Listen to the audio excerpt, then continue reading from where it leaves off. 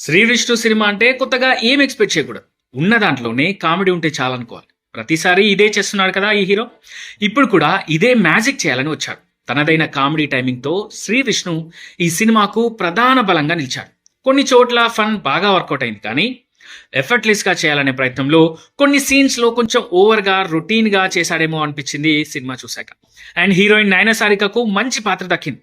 తన క్యారెక్టర్లో కాన్ఫిడెంట్గా చాలా అందంగా కనిపించింది ఈమె. ఫస్ట్ హాఫ్ చాలా ఫాస్ట్గా వెళ్ళిపోతుంది. కథ ఏం లేకపోయినా కూడా చిన్న చిన్న మూమెంట్స్తో అల్లుకున్నాడు దర్శకుడు మారుతిరావు. కామెడీ ఎపిసోడ్స్ బాగా పెళ్ళాయి. ముఖ్యంగా శ్రీ విష్ణు సత్య కామెడీ టైమింగ్ ఈ సినిమాకు మేజర్ ప్లస్ అని చెప్పవచ్చు. కాకపోతే సెకండ్ హాఫ్ తేలిపోయిందేమో అనిపిస్తుంది. ఇంటర్వెల్లో ట్విస్ట్ రివీల్ అయ్యాక సెకండ్ హాఫ్ అంత బలంగా సాగలేదు. బలమైన ఎమోషన్స్ లేకపోవడం కూడా ఈ సినిమాకు మైనస్ అయింది.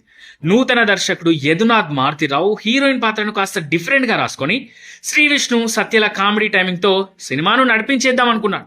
ఆ ప్రయత్నంలో కాస్త సక్సెస్ అయ్యాడనే చెప్పాలి.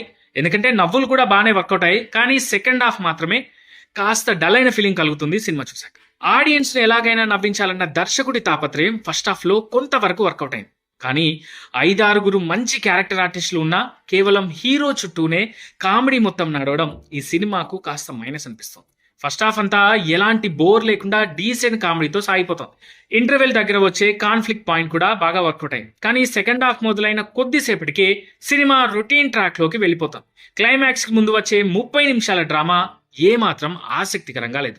సరైన ఎమోషనల్ డెప్త్ లోపించిందేమో అనిపించింది. క్లైమాక్స్ ట్విస్ట్ ముందే ఊహించేలా ఉండడంతో పాటు దాన్ని చాలా సింపుల్గా హడావిడి లేకుండా ముగించినట్టుగా అనిపిస్తుంది. సెకండ్ హాఫ్ రైటింగ్ ఎగ్జిక్యూషన్ మీద మరింత శ్రద్ధ పెట్టి ఉంటే సినిమా స్థాయి పెరిగేదేమో. ఇక ఓవరాల్గా చెప్పాలంటే విష్ణు విన్యాసం, అక్కడక్కడ కామెడీ విన్యాసం,